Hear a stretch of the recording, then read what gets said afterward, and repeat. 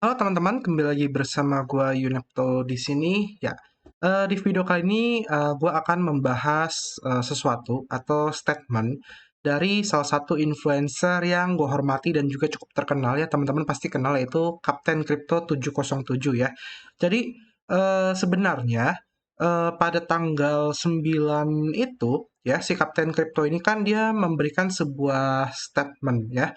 Sebenarnya statement ini di tanggal 8 ya berarti ya. Tanggal 8 dia kasih statement, lalu di tanggal 9 itu banyak member-member Discord gua, lalu member-member VIP dan juga teman-teman yang memberikan komentar ya di YouTube tentang pendapat gua terhadap statement dari Kapten Crypto 707 itu tentang mengenai Matic ya atau Polygon.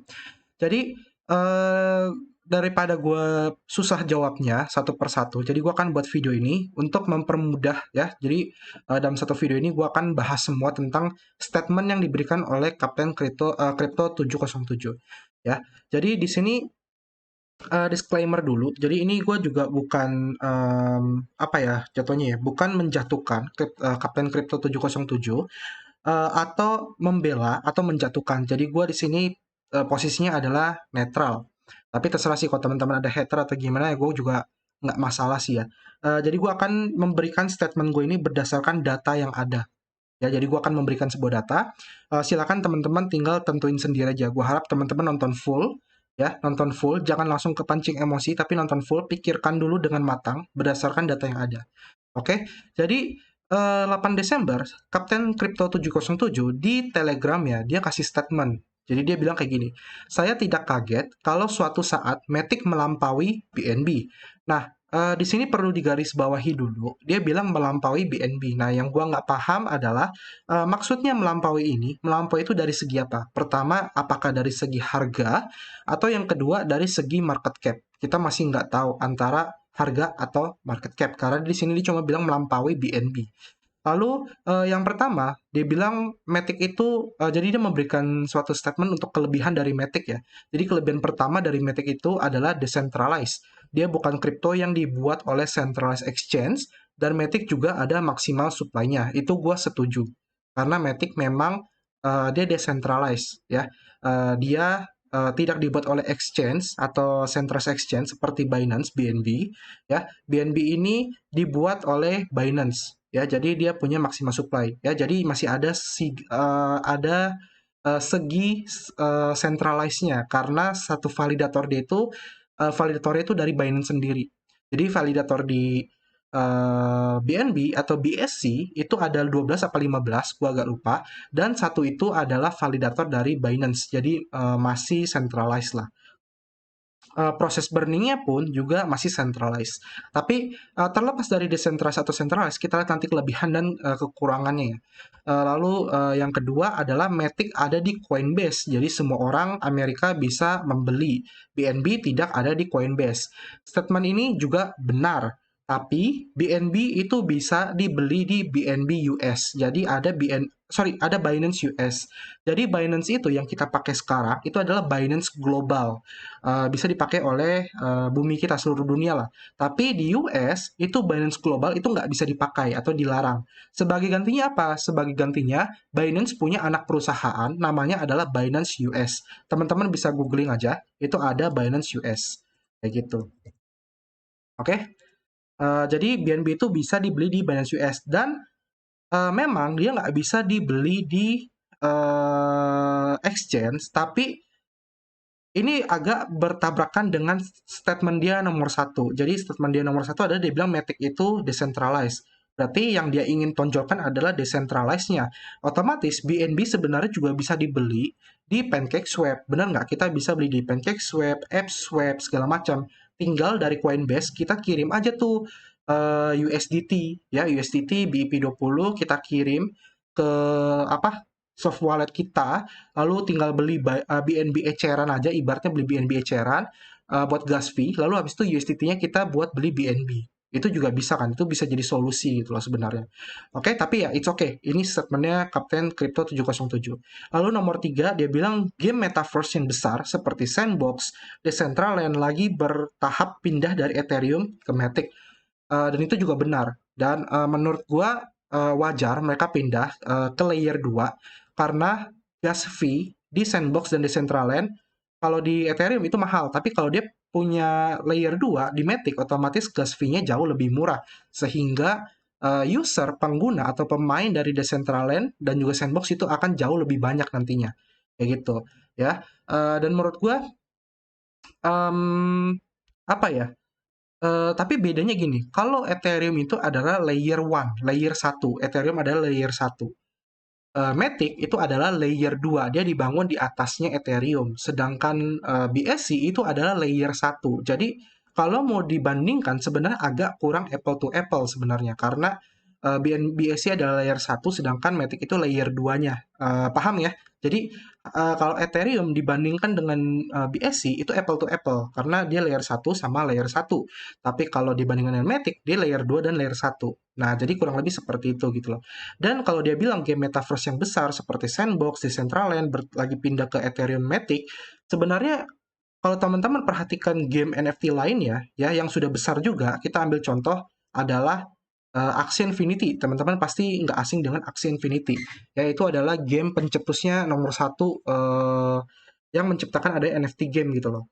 Ya, jadi Axie Infinity ini sedang mengembangkan sebuah blockchain baru layer 2 di jaringan Ethereum juga sama, namanya adalah Ronin. Jadi nantinya ada blockchain Ronin di mana semua orang bisa membangun game di layer 2 Ronin tersebut. Dan nantinya Axie Infinity akan menggunakan layer 2-nya ini kayak gitu. Jadi sebenarnya nggak cuma Matic doang dan kalau teman-teman pengen terbuka bebas, maksudnya terbuka wawasannya luas, itu banyak game-game bagus yang dibangun di blockchain lain. Contohnya yang lain apa?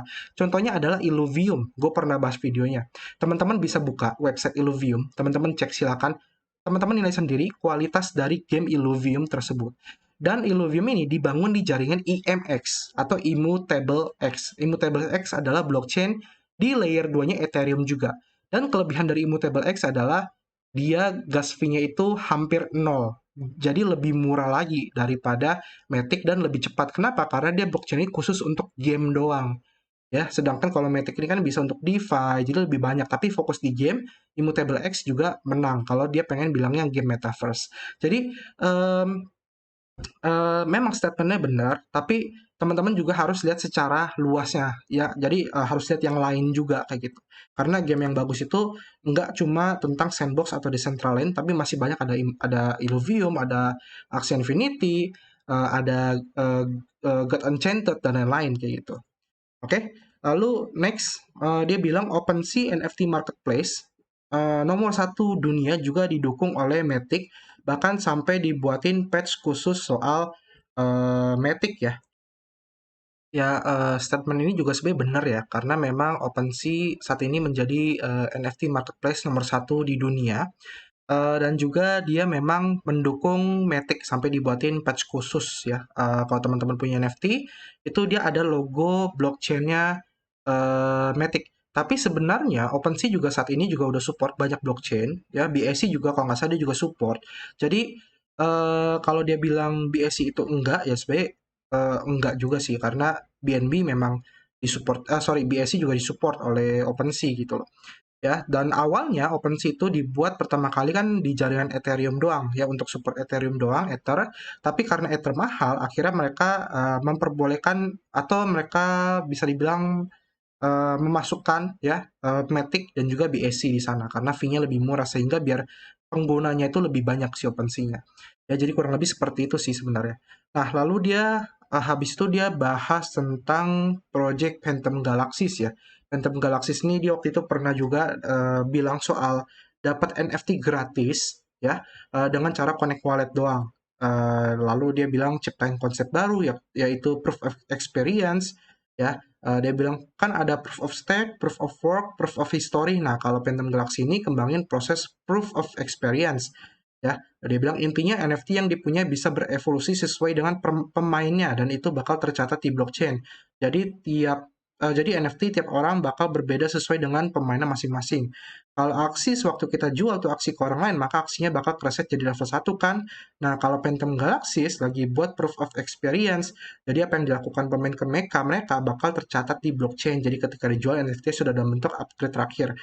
Ini cukup menarik ya. Ini menarik dari proyeksi Phantom Galaxy-nya ya untuk proof of experience ini. Tapi uh, itu jatuhnya bukan sistem dari blockchain sebenarnya. Kalau proof of stake itu kan sistem dari blockchain-nya kan untuk melakukan validasi. Jadi proof of work, proof of stake, proof of history itu dalam melakukan validasi. Sedangkan proof of experience ini itu bukan melakukan validasi, tapi lebih tepatnya kayak gini.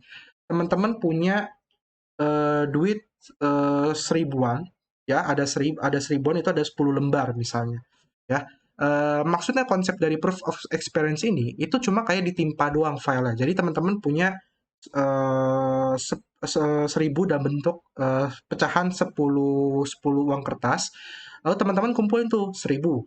Lalu timpa jadi 2000. Timpa lagi 3000, 4000, 5000, 6000, 7000, 8000, 9000, 10000.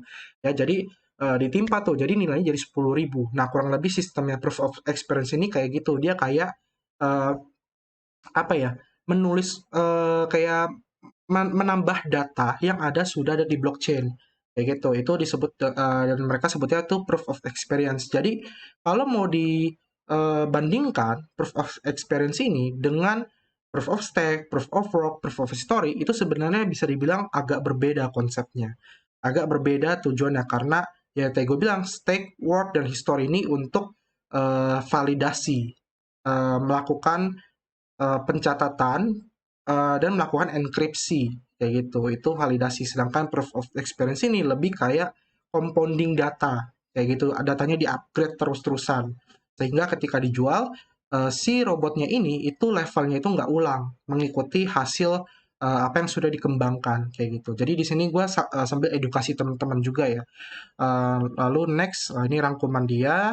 Habis itu dia bilang tentang top NFT di Polygon ya. Eh, nah, jadi dia udah kasih apa? Ada link ya di sana ya. Di sini ada OpenSea ranking, lalu chainnya apa? Kita lihat, kita klik linknya ya. Kita klik linknya. Di sini ya sisa ini tinggal bahas technical, Matic, Solana, dan lain-lainnya ya. Nah, kita langsung lihat di websitenya aja untuk menjawab hasil statement Kapten tadi ya. Kapten 707 tadi. Jadi di sini ada website, ini gue udah klik linknya. Di sini teman-teman bisa lihat, jadi OpenSea ini sebenarnya udah support Ethereum, Polygon, dan Clayton. Jadi pertama itu Ethereum, jadi BSC belum ya, jadi sorry. Ini gue sorry, salah informasi, jadi bukan BSC, tapi ada Ethereum, Polygon, dan juga Clay. Jadi Clay ini juga sudah disupport oleh OpenSea, kayak gitu. Oke, nah sekarang kita lihat tentang exchange. Tadi dibilang BNB nggak bisa dibeli Coinbase, benar. Tapi BNB bisa dibeli Binance US. Ini ada linknya binance.us. Ya, jadi teman-teman bisa cek di sini. Ini khusus untuk orang US dan ini bisa beli BNB di sini. Ya, jadi kita walaupun statementnya benar, tapi kita harus lihat secara luas gitu. Lalu kita lihat em, statement utama dia bahwa dia bilang Polygon mungkin suatu saat akan bisa menyusul BNB, tapi kita nggak tahu nyusul itu dari segi harga atau dari segi market cap. Nah, maka di sini gue akan memberikan apa ya sebutannya perbandingan gitu loh. Jadi saat ini Polygon di Automatic yang di ranking 14, oke, 14 ya. Nah, kita lihat BNB di ranking 3, di ranking 3 dengan market cap 95 miliar, sedangkan Polygon itu 15 miliar ya. Nah, sekarang kita bandingkan market cap-nya. Tapi kalau gue hitung pakai kalkulator kan ribet ya. Jadi kita manfaatin sebuah website yang sudah menyediakan untuk menghitung market cap. Namanya adalah marketcapoff.com. Ini gue sering pakai. Jadi cara pakai gampang. Teman-teman tinggal masukin aja di sini. Kita cari Matic. Kita masukin Matic ya. Tadi di ranking 14 ya. Nah ini Polygon Matic ya. 2,11 dolar ya, 2,12 ya, beda dikit lah ya. Lalu kita cari BNB di ranking 3 ya, kita cari tahu nih, kita klik. Nah, teman-teman pasti nanya, ketika Matic menyusul BNB, anggap dia nyusul dari segi market cap ya, dari segi market cap ya, maka Matic bisa jadi berapa sih sebenarnya? Nah, Matic dari 2,11 dolar itu bisa menjadi 14,07 dolar ya, atau dia naik itu 6,67 kali lipat dari harga awal. Ya, ini kalau market cap Matic saat ini itu bisa setara dengan BNB, setara ya dengan BNB saat ini untuk market cap-nya. Lalu kalau dia menyusul BNB, berarti otomatis dia harus lebih dari 95 miliar. Oke, kita anggap dia bisa setara Ethereum ya. Nah, buat teman-teman coba logikanya dipakai kira-kira bisa nggak nyusul Ethereum ya. Anggap dia bisa menyusul dengan Ethereum. Kira-kira harga Matic berapa sih kenaikannya? Kita klik Ethereum. Nah, ternyata kalau dia bisa nyusul Ethereum di angka 491 miliar, ya market cap-nya setara ya, sama-sama 491 miliar, maka harganya akan menjadi 71,63 dolar atau dia baru atau dia sudah naik sampai 33,95 kali lipat. Ya, ini otomatis Matic ada di ranking 2 dan Ethereum ada di ranking 3. Ya gitu, kalau dia bisa nyusul. Dari segi harga, teman-teman udah bisa lihat ya, kalau kalau statementnya Kapten 707 bilangnya dari segi harga, maka Matic sampai ke ranking 2 pun, sampai Ethereum pun, itu harganya masih di bawah BNB atau Binance. Ya, BNB Binance di ranking 3, 575 dolar. Sedangkan ketika nanti misalnya dia nyampe di ranking 2 atau Ethereum, itu di angka 71,63 dolar. Jadi dari segi harga, itu masih sangat jauh sekali selisihnya. Ya, tapi kalau dia market cap-nya bisa setara Ethereum, maka keuntungannya adalah naiknya sebesar 34 kali lipat. Ya, itu kalau setara Ethereum. Tapi ya kita bisa nggak? Bisa, asal total supply-nya itu di maksimal supply itu berkurang dengan drastis kayak gitu. Ya, anggap dia bisa menyusul Bitcoin nih. Bitcoin teman-teman bisa lihat ya, Bitcoin 903 miliar US dollar. Ya, market cap terbesar.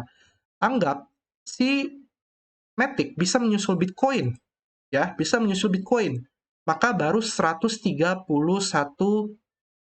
US dollar atau setara 62 kali lipatnya, ya. Sedangkan BNB di ranking 3 itu 575. Jadi masih sangat jauh sekali kalau dia pengen bisa nyusul harganya BNB. Nah, makanya kita nggak tahu nih yang dimaksud oleh Kapten 707 ini harganya atau market cap-nya kayak gitu ya. Anggap dia bilang nyusul BNB dari segi market cap ya, berarti dia baru naik 6 kali lipat ya. Nah, teman-teman sebagai investor ya, kalau teman-teman sebagai investor, teman-teman lebih tertarik mana? Teman-teman investasi di tempat lain, gue nggak bilang nggak boleh di Matic ya, gue nggak bilang nggak boleh di Matic, tapi kita pakai logika aja. Teman-teman investasi di koin lain yang market cap masih kecil, ya, dia bisa naik sampai 10 kali lipat atau 20 kali lipat atau 30 kali lipat bahkan lebih ya di project lain. Atau teman-teman pilih untuk naik 6 kali lipat dari harga sekarang, tapi dia harus bisa nyusul BNB dulu. Ya, jadi teman-teman silakan pikirkan baik-baik ya. BNB susah kok ketinggian. Coba kalau dia bisa nyusul Terra Luna di ranking 10. Berarti kan dia naiknya 4 ya, 4 ranking ya. Kita masuk ke Terra Luna. Nah, dia baru jadi 3 dolar tuh. 3,72 dolar atau 1,76 kali lipat kalau market cap dia saat ini itu setara dengan Luna. Atau ya udah dia Luna masih gampang deh. Ke ranking 10 masa nggak bisa sih? Berarti harusnya bisa lebih dong. Anggap ke Cardano. Cardano ada ya. Ke Cardano ada, dia baru naik 2,9 kali lipat atau 6,12 dolar. Jadi kurang lebih seperti itu gitu loh. Jadi teman-teman silakan cek sendiri. Ini udah ada datanya, tinggal buka websitenya. Ya, teman-teman manfaatkan datanya, pelajari ya. Lalu kita bandingkan lagi dari segi maksimal supply, oke? Kita lihat Polygon Matic, kita klik. Sama kita klik BNB ya, kita bandingkan dari segi maksimal supply. Jadi di sini gue nggak akan bela BNB atau Polygon, jadi gue akan memberikan data. Silakan teman-teman pikirkan sendiri baik-baik ya. Nah, sekarang kita lihat maksimal supply dari BNB ya. Jadi saat ini maksimal supply BNB adalah 166.801.148 koin. Dan sirkulasi supply-nya itu sama dengan maksimal supply sekarang. Kenapa? Karena BNB ini itu sudah 100% cair. Jadi Binance itu nggak memegang koin. Maksudnya nggak memegang koin dalam jumlah banyak. Kalau mereka pengen megang ya mereka beli gitu, beli di market. Ya, mereka beli di market. Jadi mereka nggak memegang, maksudnya nggak ada pihak investor dari awal atau dari developer token ya. Kalau beberapa project kan ada kayak developer token 10%, advisor 5%, kayak gitu kan kalau teman-teman baca white paper. Nah, BNB ini itu si developer itu nggak ada, kayak nggak ada developer coin, developer coin, terus advisor coin itu nggak ada. Jadi Binance itu nggak ada. Jadi 100% itu sirkulasi supply itu yang ada beredar di market. Ya, jadi sirkulasi supply itu adalah total token atau koin yang beredar di market yang bisa kita perjualbelikan. Kayak gitu. Jadi 100% itu sudah beredar di market. Ya. Dan kalau teman-teman pelajari BNB ini setiap kuartalnya mereka akan melakukan burning token. Jadi mereka akan melakukan burning token hingga nanti maksimal supply atau sirkulasi supply BNB ini mentoknya di angka 100 juta token. Jadi kan sekarang 166 nih. Nah, mereka tiap kuartal itu akan burning, burning, burning sampai akhirnya tinggal 100 juta tok. 100 juta mentok kayak gitu. Ya, itu jadi dia masih nanti akan burning 66 juta 801.148 poin BNB lagi. Dengan cara apa? Dengan cara buyback. Jadi si Binance akan melakukan buyback, membeli kembali, lalu di burn kayak gitu. Ya. Nah, sekarang kita lihat Polygon. Polygon maksimal supply di angka 10 miliar. Jauh ya. Ini adalah 100 jutaan, ini 10 miliar. Ya, jadi nantinya Binance mentok 100 juta, ini 10 miliar ya. Silakan teman-teman bandingkan dari nolnya, dari jumlahnya. Lalu teman-teman bisa lihat sirkulasi supply-nya di angka 7 miliar ya, atau baru 71% yang beredar. Sisanya di mana? Sisanya itu dari hasil proof of stake-nya, lalu dari hasil ada advisor yang memegang, lalu ada developer yang memegang, ada tim yang memegang. Kayak gitu. Teman-teman bisa cek langsung ke white paper-nya si Polygon ya. Jadi teman-teman tinggal bandingkan saja dari supply-nya. Apakah Polygon suatu saat harganya bisa menandingi Binance? Jawabannya bisa. Jika mereka melakukan burning token besar-besaran hingga minimal mendekati maksimal supply dari Binance atau BNB, ya, yaitu 100 juta. Teman-teman bayangkan 10 miliar ke 100 juta. Butuh berapa tahap untuk melakukan burning? Nggak mungkin mereka langsung burning 9 miliar 9 miliar 900 juta. Nggak mungkin mereka akan langsung tok dalam satu waktu burning 9 miliar 900 juta. Itu nggak mungkin. Jadi kalau mereka mau burning pun itu akan bertahap dan akan butuh waktu lama. Kayak gitu. Jadi mereka harus burning sampai tinggal 100 juta baru bisa menyusul BNB. Kayak gitu. Oke? Nah, teman-teman bisa baca sendiri ya. Ini ada di Coin Market Cap. Jadi teman-teman tinggal buka Coin Market Cap. Ini udah by data. Jadi bukan gue yang bilang, tapi gue mengatakan atas data ya. Jadi di sini teman-teman bisa baca sendiri. The remaining Matic token are distributed as follows. Pertama, tim tokens sebesar 16% dari total supply. Jadi tim dari Polygon itu masih memegang token sebanyak 16%. Lalu ada advisor megang sebesar 4%. Lalu network operation token itu 12%. Foundation token, foundation itu 21,86%. Dan ekosistem token itu 23,33%. Nah, tim masih megang token. Advisor masih megang token. Foundation masih megang token. Ini apakah bisa disebut desentralisasi? Ya, jadi teman-teman silakan gunakan logika, silakan gunakan data. Binance udah 100% beredar di market. Semua orang bisa membeli, bisa menjual. Sedangkan Polygon masih ada token team, foundation team, advisor team. Ya, advisor token. Jadi ya teman-teman silakan nilai sendiri. Di sini gue berkata berdasarkan data. Ya, jadi balik lagi about data, dan data, bukan berdasarkan spekulasi. Ya, jadi semoga video ini bisa mengedukasi teman-teman. Semoga teman-teman paham, bisa mengerti tentang kok memang Matic nanti harganya bisa menyusul BNB. Apakah Matic nanti market cap-nya bisa menyusul BNB? Ya, jadi semoga video ini bisa menjawab buat pertanyaan teman-teman aja kayak gitu. Ya, thank you sudah nonton video ini, sudah nonton full selama 24 atau 25 menit. Semoga terbantu. Ya, ada kritik, saran, komentar, pertanyaan lagi, silakan tuliskan di bawah. Kita ketemu lagi ya di next video. Terima kasih. Kalau suka videonya silakan di like, kalau nggak suka silakan di dislike. Sampai jumpa dan terima kasih. Bye bye.